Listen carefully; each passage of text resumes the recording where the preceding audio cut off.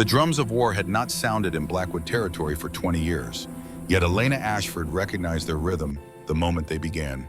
3 beats, pause, 3 beats, pause. The cadence of execution. She pressed her face against the cold iron bars of her cellar window, breath fogging in the pre-dawn air of the Montana mountains, and watched them lead her father to his death. Robert Ashford walked with the gait of a man who had already departed his body. His shoulders, once broad enough to carry the weight of border defense for 3 decades, now curved inward, like a question mark seeking an answer that would never come. The silver chains binding his wrists smoked where they touched flesh, leaving trails of scorched skin that Elena could smell even from 3 stories above the courtyard. That particular scent would haunt her for years, surfacing unbidden in moments of quiet. The courtyard of Blackwood Fortress had been designed for moments like this. Granite blocks quarried from the deepest mines of the Rocky Mountains formed a perfect square, each stone carved with runes of binding and judgment that glowed faintly in the darkness before dawn. Torches lined the walls at precise intervals, their flames steady despite the mountain wind. 300 wolves had gathered to witness the execution, their breath forming a collective cloud that rose toward the lightning sky. Elena did not pray. She had stopped believing in the mercy of the moon goddess the moment the royal guard burst through the door of her family's home in Ashford Creek, their faces masks of cold purpose as they dragged her father from his study. She remembered the sound his head made when it struck the support beam. She remembered the spray of blood from his split scalp. She remembered thinking that the man bleeding on the floor was someone she no longer recognized. The executioner mounted the platform. He was massive, this alpha chosen for the grim duty of ending traitors' lives, his body wrapped in black leather that absorbed the torchlight. The axe he carried had been forged in the same fires that created the binding chains, its edge gleaming with hunger for the task ahead. Robert Ashford was forced to his knees by 2 guards. For the first time since his arrest, he raised his head and looked directly at the window where Elena stood. Their eyes met across the distance, and in that moment she saw everything he could not say. Not apology, not regret, just a vast, empty recognition that the choices he had made had led inexorably to this end. The executioner raised his axe. Elena did not look away. The blade fell with a sound like thunder splitting a mountain, and Robert Ashford's head separated from his body in a spray of crimson. His body slumped forward, still twitching with the remnants of life, while his head rolled to rest against the base of the platform. The crowd did not cheer. The message had been delivered with brutal efficiency. This is what happens to those who betray the Alpha King. Elena released the bars and stepped back from the window. Her hands were steady. Her breath came evenly. Some distant part of her mind noted this with clinical interest. Shock, perhaps, or something deeper, something Miranda Ashford had trained into her daughter during those long afternoons when she taught Elena how to separate emotion from observation. The cell door opened behind her. A young guard's voice cracked on the first word, "The Alpha King will see you now." Elena nodded once. She had known this moment would come. The execution of a traitor's family was tradition, the complete eradication of the bloodline to ensure that treachery found no fertile ground. She had spent 3 days preparing herself for death. But the Alpha King wanted to see her personally. That was not part of the script. The guard led her through corridors she had never seen, past doors marked with unfamiliar symbols, deeper into the fortress than any prisoner should be taken. Elena memorized every turn, every staircase, every camera mounted in corners. Information was survival. Knowledge was power. They descended 3 levels below the main fortress. The air grew colder with each flight of stairs until they reached a door carved from the shadow itself. The guard stopped, visibly relieved, and gestured for Elena to proceed alone. The door opened at her approach, revealing a room that defied the subterranean location. Windows that should not exist showed a panoramic view of the Rocky Mountains, their peaks catching the first light of dawn. A fire burned in a massive hearth. Bookshelves lined the walls between the impossible windows. And at the center of it all, behind a desk covered in maps and documents, sat the man who had ordered her father's death. Marcus Blackwood did not look up as she entered. He continued reading the report in his hands, giving her time to observe him. Elena used the opportunity well. He was younger than she had expected, perhaps 42, though the silver threading through his dark hair and the lines around his eyes spoke of burdens that added decades to his presence. His build was that of a warrior maintained through constant training. A scar ran from his left temple to his jaw, suggesting claws rather than blade. When he finally raised his head, Elena found herself trapped in eyes the color of winter storms. His voice matched his eyes. Elena Ashford, daughter of Robert, granddaughter of Thomas, great-granddaughter of William, who served my great-grandfather in the border wars of 1923. Elena's spine straightened at the recitation of her lineage. She forced her voice to remain steady. You know my history, Your Majesty. You must also know I had no part in my father's crimes. The Alpha King set down his report. Several heartbeats passed before he spoke again. 14 of my guards are dead because of information your father provided to rogues. 3 supply convoys were ambushed. $2.3 million disappeared from the royal treasury. And the defense maps of the eastern border are now in the hands of Alpha Dominic Vex. Each fact landed like a physical blow. Her response came from somewhere deep in her training. I was briefed on the charges during my interrogation. I understand the scope of my father's betrayal. I do not offer excuses for him. Most would be crying by now. Would tears change anything? No, they would not. The Alpha King rose from his chair and began to circle her, moving with predatory grace. His voice came from behind her. Your mother was Miranda Ashford née Crawford, Level 3 intelligence officer with the Counterintelligence Division from 1985 to 2005. She died of silver lung disease when you were 15. Yes, she was one of the best analysts we ever had. Her work identifying rogue infiltrators saved dozens of lives during the Cascade Uprising. Elena's throat tightened despite her determination to remain unmoved. I was not aware her work was known at this level. I make it my business to know everyone of value in my kingdom. He completed his circuit and stood before her again. Your mother taught you her skills. You have been trained in observation analysis information gathering. She believed these skills were more valuable than any formal education. And your father, what did he teach you? The question struck at the heart of the wound still bleeding inside her. He taught me that even good men can fall when they nurture the wrong things in their hearts. He taught me that bitterness is a poison that destroys the vessel before it ever harms the intended target. Lessons learned through observation rather than instruction. Yes. The Alpha King retrieved a leather folder from a drawer. I have a problem, Miss Ashford. Your father was a traitor, but he was not intelligent enough to have planned the operation that led to his crimes. Someone was feeding him information, creating security gaps, shielding his activities for years. Someone much higher in my organization. Elena's mind raced. If her father had been manipulated, the true threat was still at large. You believe there is another traitor. I know there is. The evidence points to a sophisticated conspiracy that required access far beyond what your father possessed. Someone orchestrated the entire operation and sacrificed your father when the initial plan failed. The revelation landed with the force of a physical blow. Her father had been betrayed by the very person who recruited him, and you want me to find them. You have what my intelligence service lacks, motivation. If I am correct, whoever recruited your father also fed him to my justice to protect themselves. They murdered him as surely as if they held the blade. Elena's hands curled into fists. You want me to be your weapon. I want you to be the instrument of justice for both of us. Find the traitor, expose them. In return, I will publicly acknowledge that your father was manipulated. His legacy will not be entirely one of shame. And if I refuse, then you will be sold to Alpha Dominic Vex, who has already offered a substantial sum for an unmated Omega from the Ashford line. The implication needed no elaboration. Vex was known for his brutality, for the creative cruelty he visited upon those he considered property. Elena met the Alpha King's gaze directly. I accept. You understand what this means. You will be bound by magic, unable to act against my interests, unable to lie when I question you directly. I understand. The Alpha King retrieved a wooden box carved with pulsing runes and opened it to reveal 2 cuffs of dark metal that seemed to absorb light. These are shadow steel forged with binding magic refined over centuries. They will tie you to my service in ways that cannot be broken by any force short of death.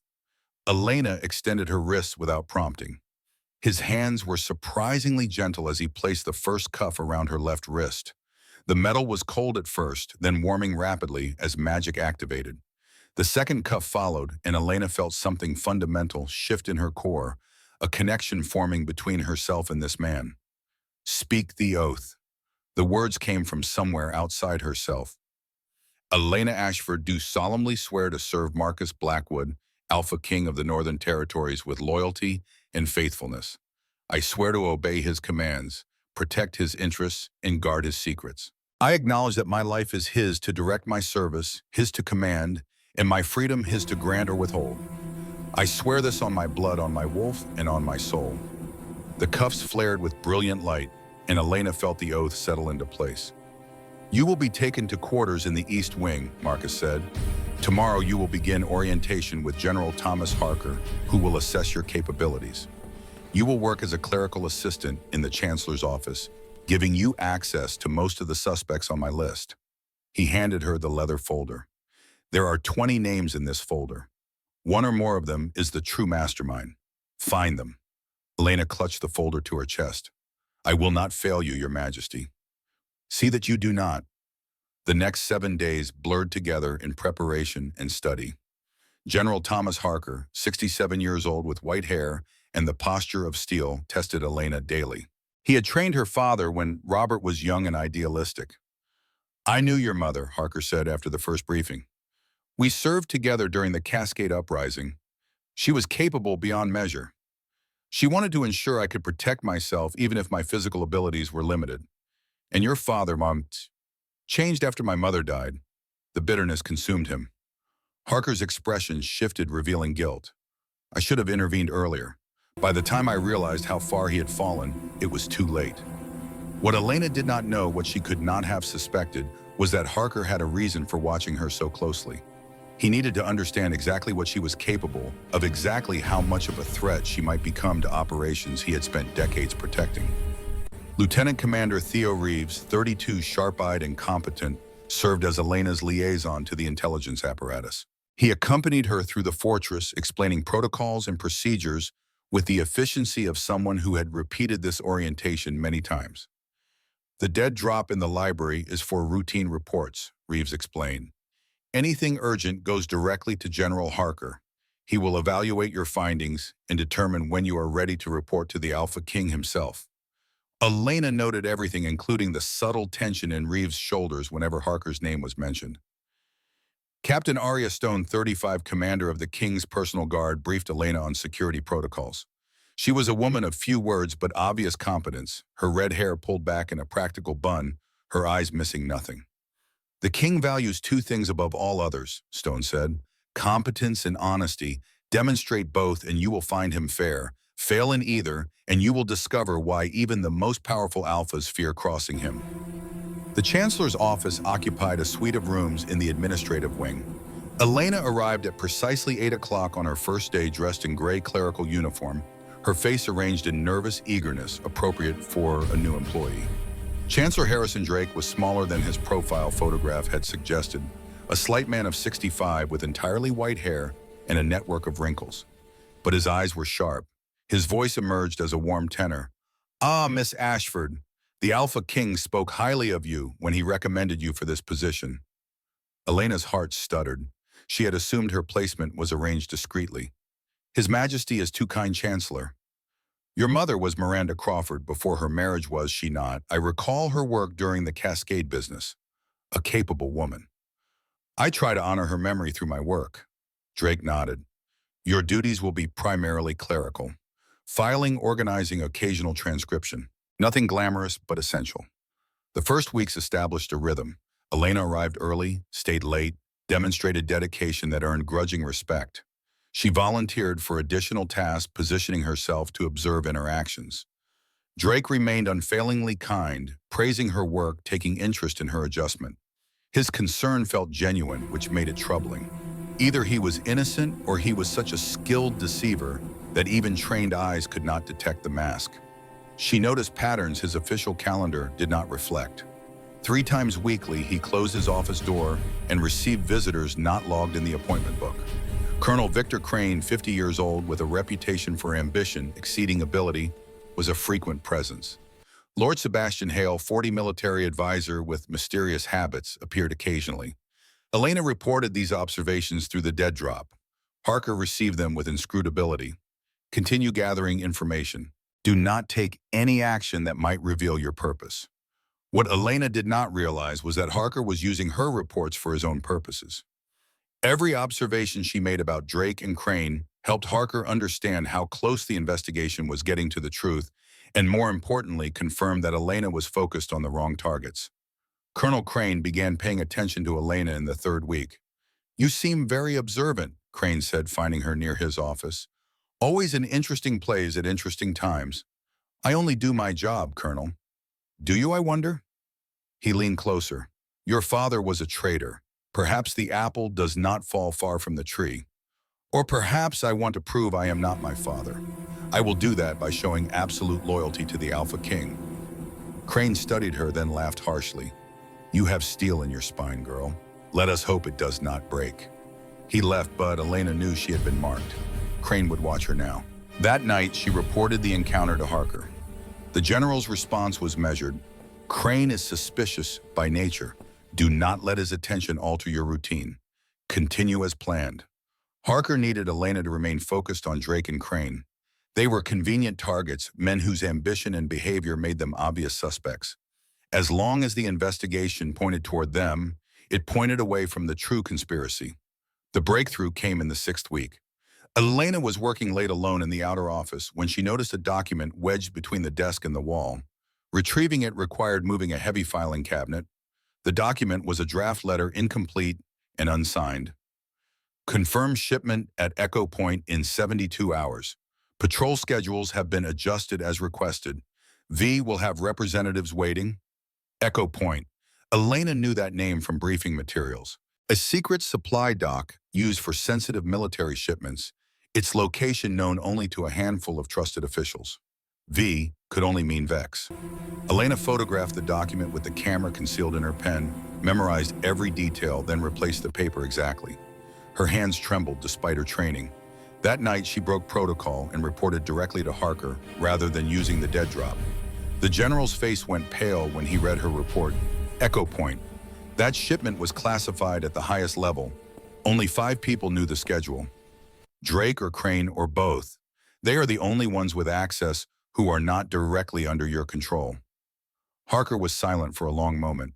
"If you are right, this goes beyond simple espionage. Drake has access to everything. If he has been passing information to Vex, then the entire kingdom is compromised." What Elena did not notice was the calculation happening behind Harker's eyes. She had found the evidence he had been worried about, the paper trail that could expose the conspiracy if followed to its source. But she had brought it to him first, giving him the opportunity to control the narrative. "You will report this to the Alpha King immediately," Harker said. "He needs to hear it from you directly." Elena felt surprise. Tonight, now, every hour of delay is another hour that Drake can continue feeding intelligence. Harker watched her leave, then reached for his private communication device. Crane needed to know that their timeline had just accelerated. Marcus Blackwood stood at the window when Elena entered his study, silhouetted against the mountain vista. "General Harker sent word that you were coming. What have you found?" Elena presented her evidence. She spoke clearly, omitting nothing. His expression did not change as he examined the photograph, but the air around him seemed to darken. "Drake, the man who taught me to read when I was a child, the man who stood beside my father's deathbed and wept." Elena remained silent. "You have done well. The evidence is circumstantial, but compelling." He turned to face her. "We set a trap. The shipment at Echo Point provides an opportunity. We allow it to proceed as planned, but instead of legitimate cargo, the convoy carries our soldiers. When Vex's people arrive, we will be waiting. And Drake Crane, we cannot move against them until the trap springs. If we arrest them now, they will warn Vex." Elena understood the logic even as she chafed against the delay. "I will continue my work as though nothing has changed." "Yes, watch them. Record their movements. When the time comes, you will see justice served." The next 72 hours stretched like years. Elena performed her duties with mechanical precision while tracking Drake's every movement.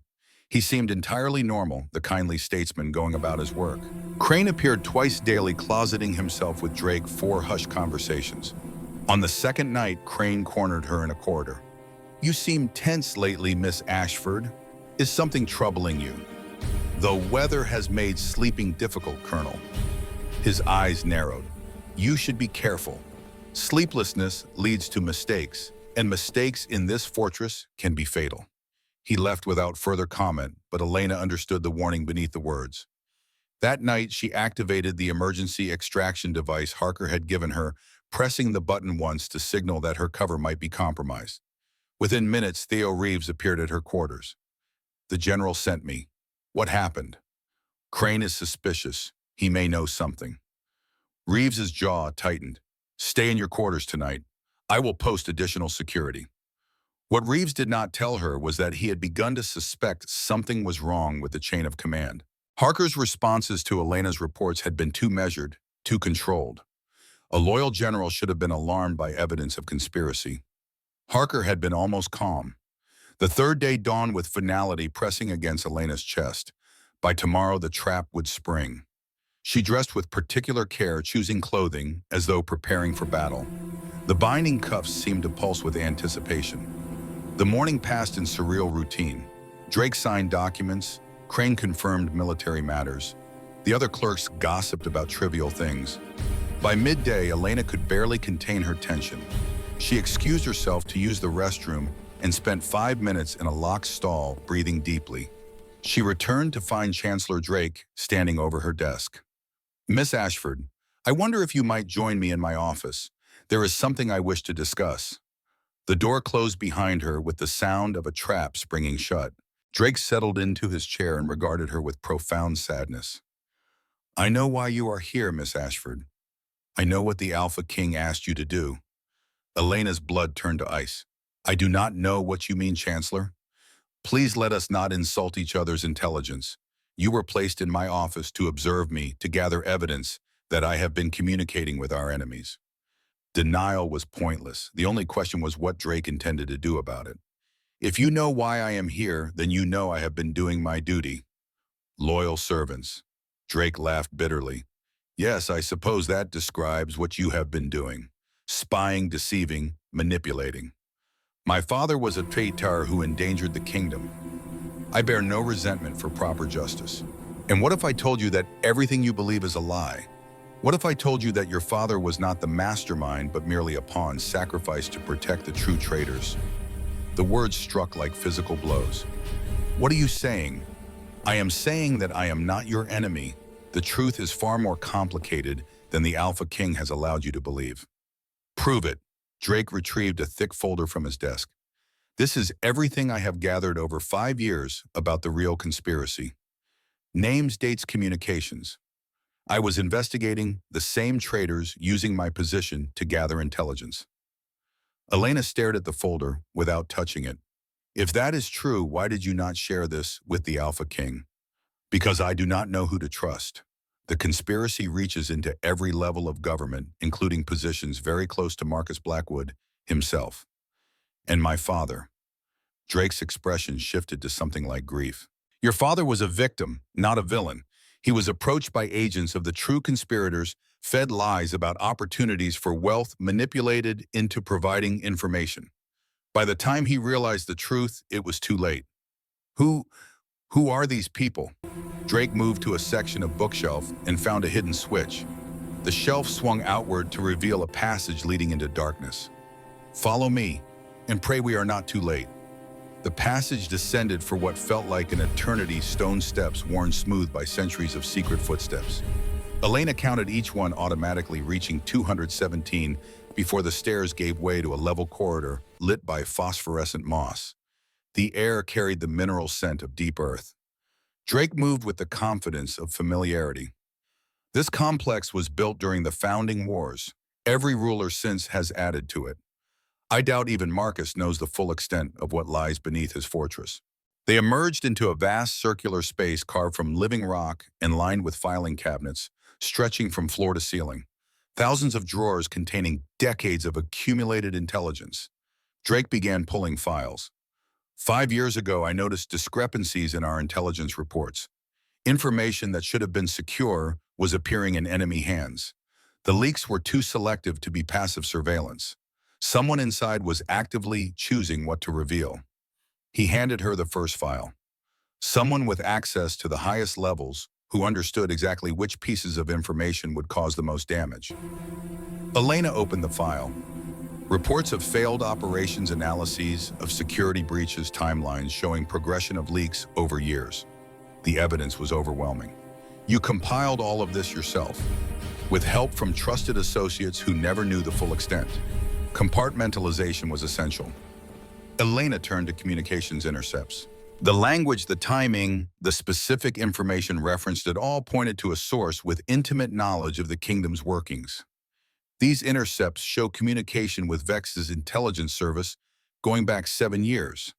But the writing style changes partway through. Multiple sources. Drake's expression revealed bone-deep weariness. What began as opportunistic information selling evolved into coordinated conspiracy. The original source recruited others.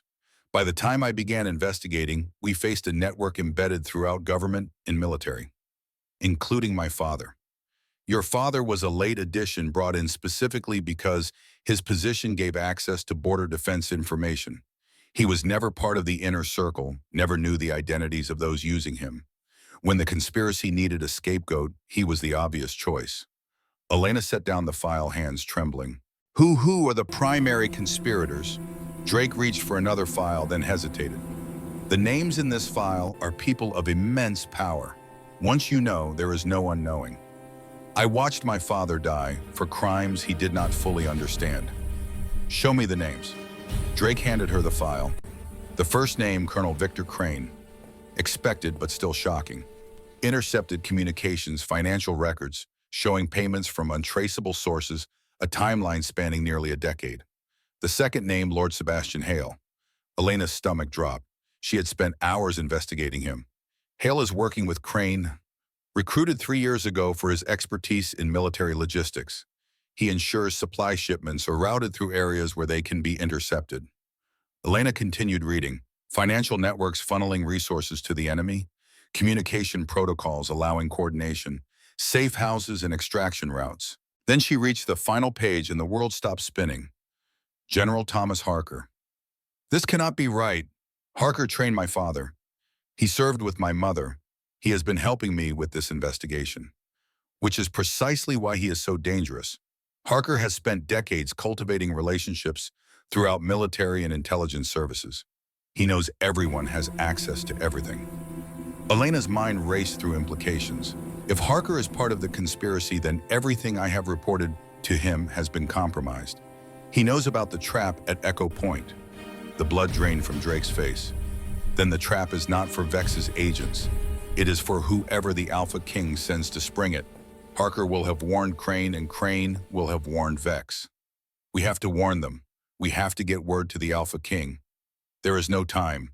The shipment arrives within the hour, and the ambush team is already in position. Then I will go myself. Drake caught her arm. Even if you could reach Echo Point, what would you do? You have no authority to countermand the operation. Elena's mind raced. There might be another option. The Alpha King. I can reach him through the bond created by the binding cuffs. If I can make him understand the danger, he can recall the operation. Drake's eyes widened. The binding bond allows communication. I can feel him, always a presence at the edge of my consciousness. If I focus hard enough, perhaps I can make him hear me. She closed her eyes and turned inward, seeking the thread of connection. It was there, faint but unmistakable, a chord pulsing with his heartbeat. She gathered every ounce of will and pushed. The sensation was like shouting into a hurricane. She pushed harder, feeling the cuffs heat against her wrists. And then suddenly he responded. His presence crashed into her mind, overwhelming in intensity. She felt his confusion, his alarm, his defensive response. Her mental voice screamed, "Trap! Harker is the traitor! Echo Point is compromised! Recall the operation now!" For an eternal moment, nothing but chaos. Then his response came not in words but understanding. The connection severed, leaving Elena gasping, blood dripping from her nose. Drake steadied her. Did it work? I think so, but whether he can act in time, I do not know. A sound from the passage made them freeze. Footsteps descending with hostile intent. Drake pressed a concealed switch, causing a section of wall to slide open, revealing a narrow tunnel. Go.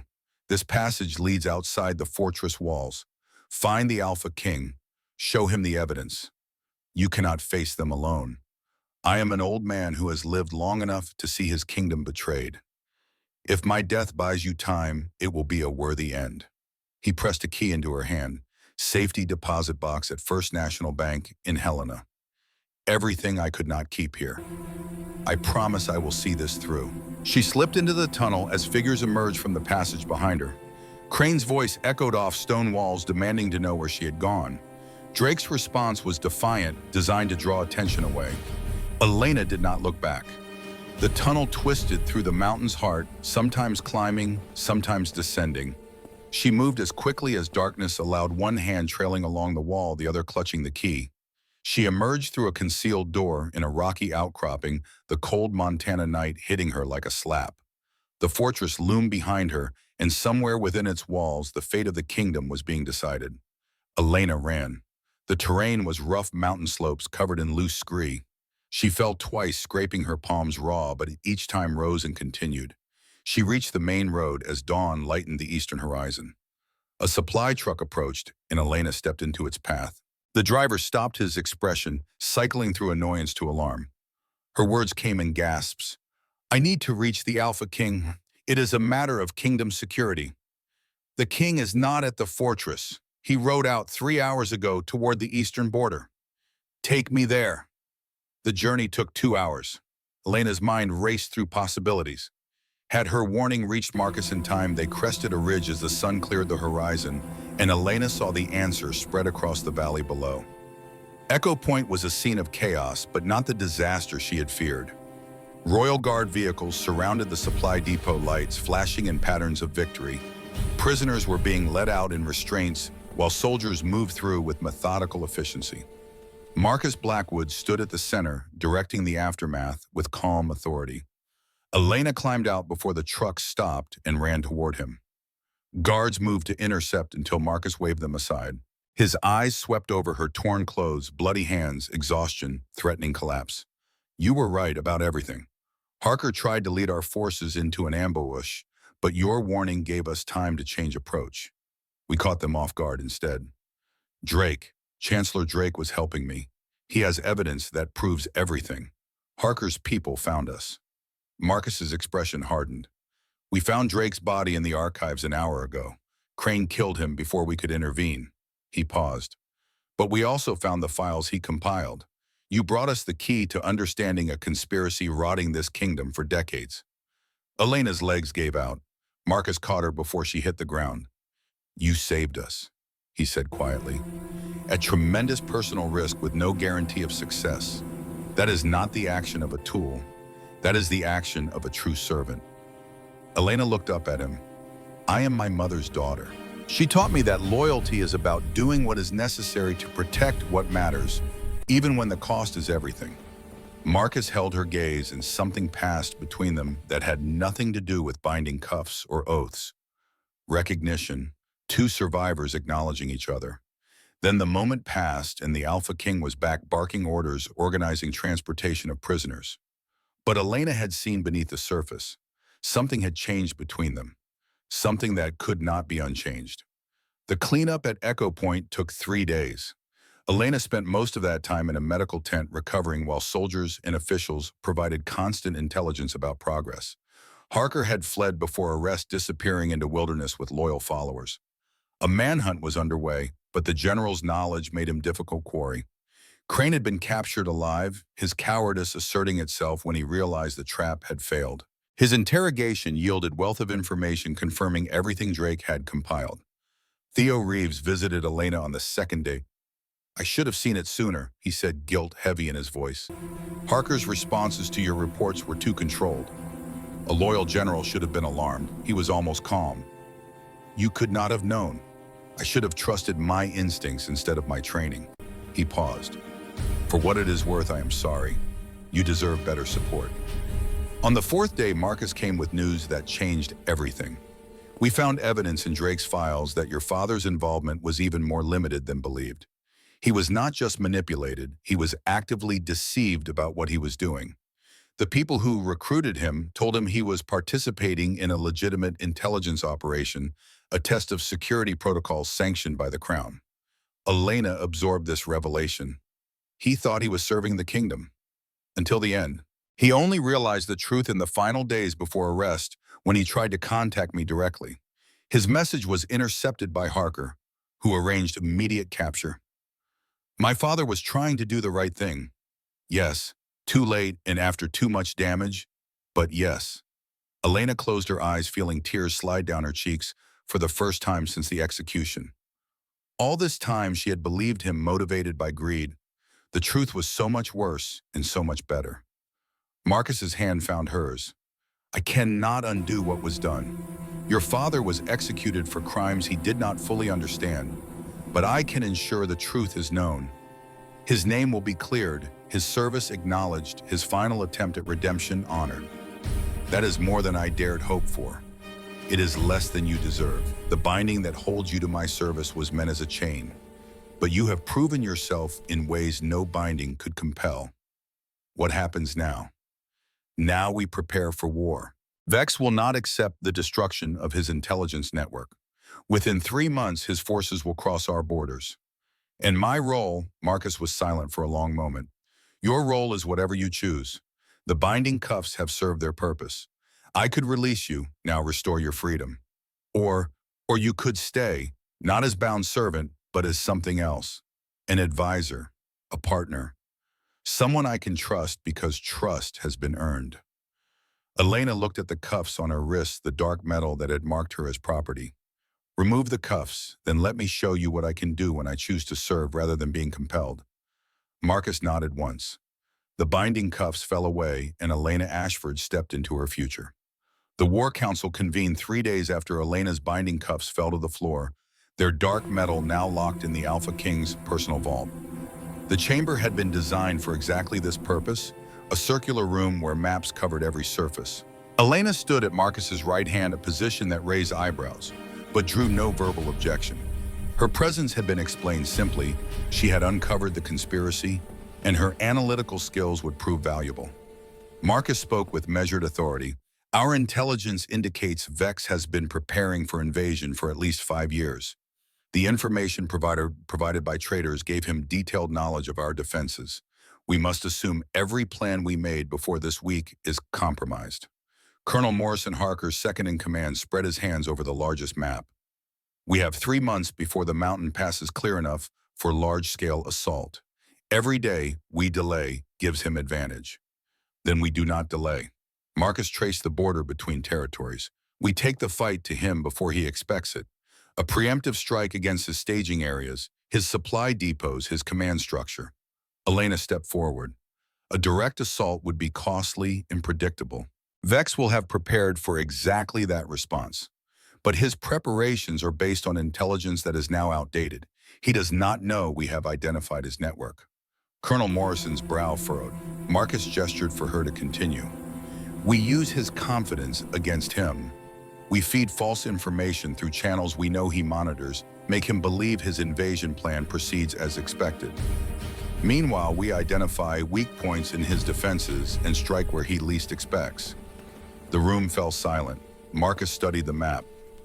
We proceed with Elena's plan. Colonel Morrison coordinate the false intelligence operation.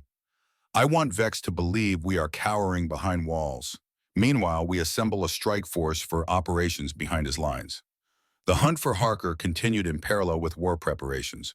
Reports came sporadically, sightings and rumors painting a picture of a man on the run. Harker knew the terrain better than anyone had trained in these mountains when Elena's parents were still children. Theo Reeves led the pursuit teams, his determination fueled by guilt over not recognizing the traitor sooner. We will find him, Reeves promised Elena during a briefing. He cannot run forever. Captain Arya Stone coordinated the strike force, training drilling soldiers in the tactics they would need for operations behind enemy lines. These men and women will face dangers most cannot imagine, Stone told Elena. Your intelligence analysis will help determine where we send them and what objectives they pursue. Choose wisely. Their lives depend on it. Elena threw herself into the work with ferocity that worried those around her. She slept little, ate when she remembered, drove herself relentlessly. But she could not afford to slow down. Every hour of rest was an hour Vex might use to discover their deception. On the 37th day of preparation, a breakthrough came from an unexpected source. One of Crane's subordinates, a beta lieutenant on the conspiracy's periphery, broke under interrogation. Harker was not fleeing to Vex's territory. He was circling back toward Blackwood Fortress, planning to assassinate Marcus before the offensive could launch. Elena received the news in the war room. How certain is this intelligence? The lieutenant provided details independently verified. Times and locations match our surveillance of Harker's movements. When is the assassination planned? Within the week, during the upcoming strategy session when the Alpha King will be most exposed. Elena's mind raced. A direct warning would send Harker to ground. A visible security increase would have the same effect. They needed to catch him in the act. Tell no one else. I will inform the Alpha King personally. The meeting with Marcus took place in his private study. Harker believes he can walk into my fortress and murder me in my own war room. Marcus said, his voice carrying cold fury. The arrogance is almost impressive. He has spent decades cultivating loyalty among your guards. He knows their routines, their blind spots. In his mind, he is not infiltrating enemy territory. He is returning home. Then we use that confidence against him. We let him believe his plan proceeds as expected, and we prepare a reception he does not anticipate. The trap was set with meticulous care. The strategy session was scheduled as planned with security arrangements that appeared routine but concealed layers of preparation. Theo Reeves positioned plainclothes operatives throughout the fortress. Arya Stone placed her best soldiers at key choke points disguised as servants and clerks. Elena coordinated the information flow, ensuring nothing reached ears that might warn Harker. The morning of the session dawned cold and clear. Elena had not slept, her nerves too taut for rest. The war room filled with commanders and advisors. Marcus presided from the head of the room, his manner betraying nothing of the tension. Elena stood near the door, ostensibly reviewing documents, but actually monitoring every entrance, every face, every movement. The first hour passed without incident. Genuine strategic discussions proceeded as though nothing unusual were planned. Then it came without warning. A servant entered with refreshments, his movements unremarkable to anyone not specifically watching.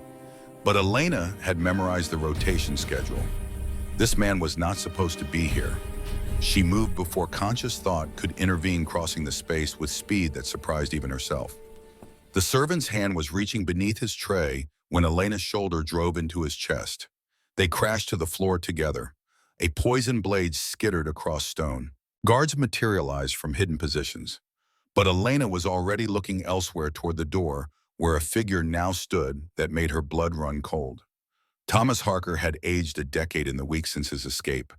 His weathered face was gaunt with exhaustion, and something darker, the madness of a man who had lost everything. He held a modified rifle capable of firing silver-coated rounds. You should have let me finish what I started, Marcus. The Alpha King had not moved, though his body had shifted into readiness for violence. You betrayed everyone who ever trusted you. You sent good soldiers to their deaths, and you dare to speak of inevitability. I speak of reality. The world is changing. The old order is collapsing. I chose to be on the winning side. You chose wrong. Elena had been edging along the wall, working toward a flanking position. Harker's attention remained fixed on Marcus, his rifle steady. You know, Harker continued, I almost respected your father. He was weak, but he understood that power requires sacrifice. You never learned that lesson. You still believe in loyalty and honor, in all those pretty concepts that mean nothing when the wolves come calling. My father trusted you. He died because of that trust. Your father died because he was careless. Just like you are being careless, now standing there talking when you should be running. I do not run from traitors. Elena was almost in position. Arya Stone had circled from the opposite direction, her hand resting on her sidearm. Harker's finger tightened on the trigger. Goodbye, Marcus. The shot came from Arya Stone's weapon, silver round, catching Harker in the shoulder and spinning him around. His rifle discharged harmlessly into the ceiling as guards swarmed. Elena reached Harker as they forced him to his knees. She looked down at the man who had destroyed so much. You used my father as a pawn and threw him away when he became inconvenient. You manipulated my investigation. You have spent decades betraying everyone who believed in you. Harker laughed harshly. Justice? Is that what you call it?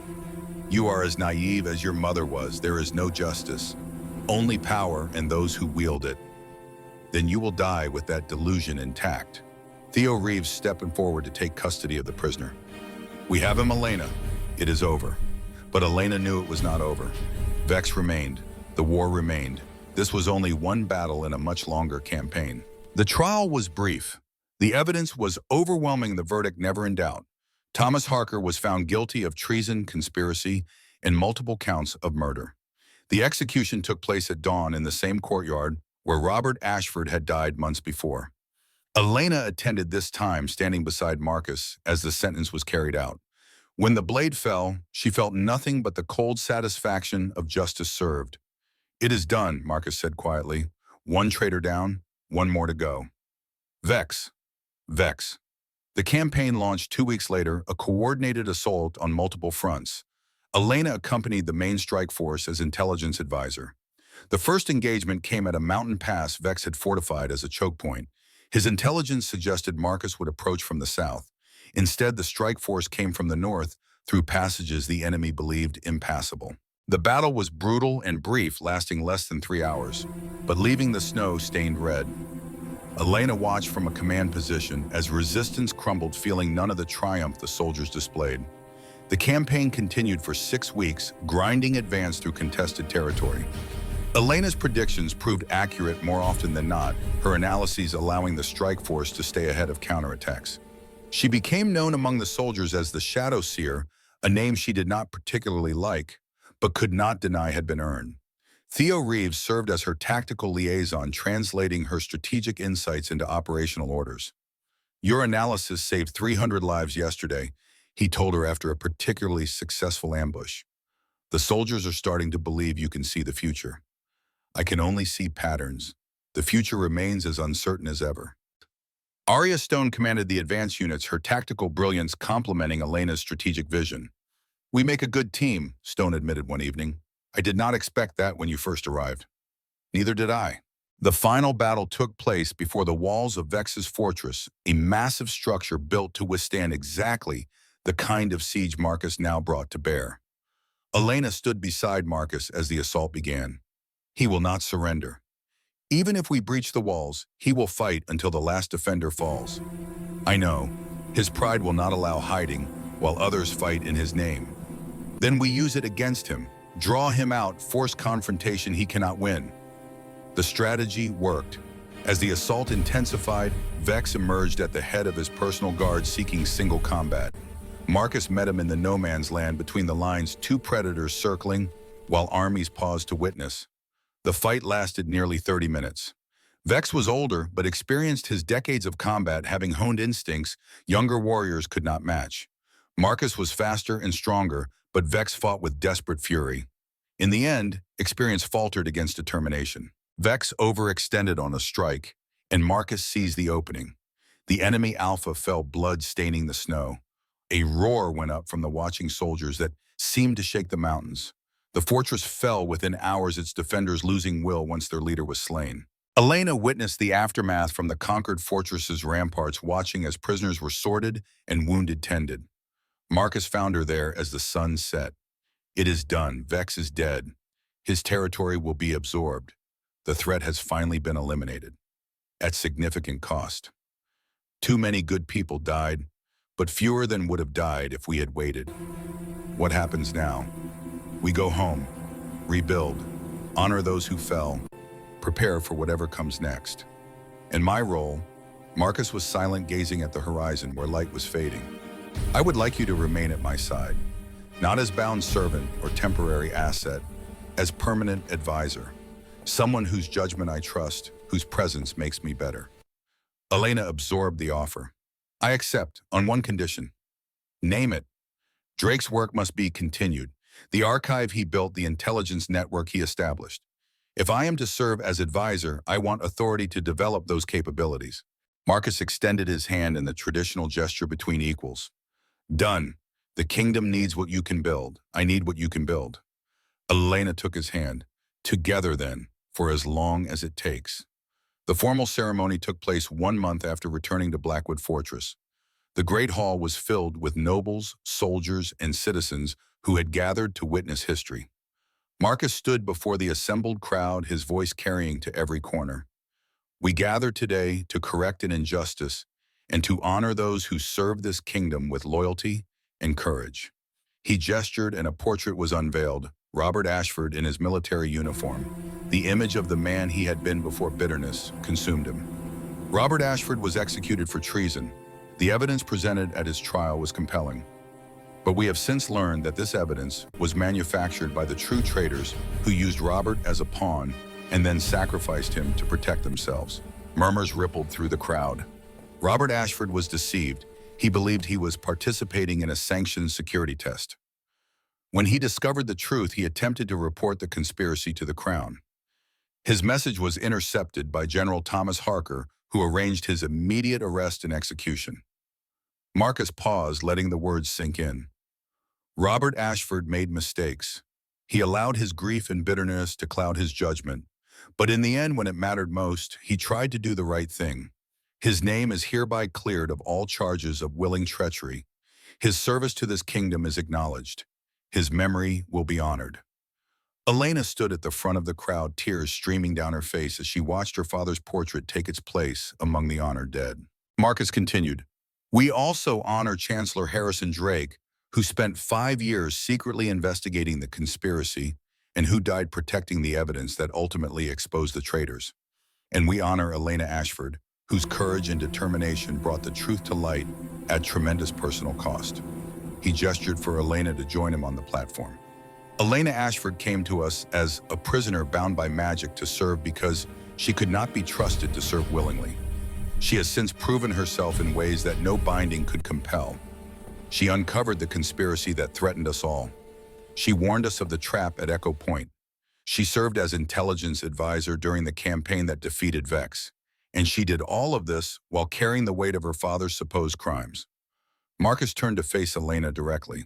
From this day forward, Elena Ashford serves as Royal Intelligence Advisor, with full authority to develop the capabilities this kingdom needs to protect itself from future threats. She answers only to the crown and carries the full weight of royal authority in matters of kingdom security. The crowd erupted in applause. Elena looked out at the faces before her soldiers who had fought beside her nobles, who had once viewed her with suspicion, citizens who had heard whispers of the traitor's daughter. She saw acceptance. She saw respect. She saw the beginning of something new. 1 year later, Elena stood on the balcony of Blackwood Fortress, watching celebrations marking the anniversary of Vex's defeat. The courtyard below was filled with revelers enjoying a rare moment of peace. Much had changed. The Eastern Territory had been fully integrated. The intelligence apparatus had expanded into a network touching every corner of the realm. The conspiracy had been completely dismantled, and Elena herself had transformed from the frightened daughter of a traitor into something she had never imagined. Advisor to the Alpha King, architect of kingdom security, partner in building a future stronger than the past. Marcus joined her on the balcony. The council approved the permanent memorial. Your father's name will be displayed alongside those who fell defending the kingdom. Thank you. He made terrible mistakes, but he deserved better than to be remembered only as a traitor. He will be remembered as someone who fell but tried to rise again. That is more than most can claim. They stood in comfortable silence, watching the festivities. Elena spoke softly. I used to think blood determined destiny, that being the daughter of a traitor meant I could never escape that shadow. You gave me the chance to prove otherwise. Marcus turned to face her. I did not give you anything. You earned everything you have through your actions and choices. What we have now was built, not given. Is that not better trust earned rather than assumed? It is stronger, worth more because it was tested and survived. His hand found hers. I never expected to find a partner. I had convinced myself the position required isolation. You proved me wrong. We proved each other wrong. I thought I was alone, that my father's crimes had severed me from any possibility of belonging. Instead, I found purpose, meaning, and something I had given up hoping for. What was that? She turned to meet his gaze. Home. I found home.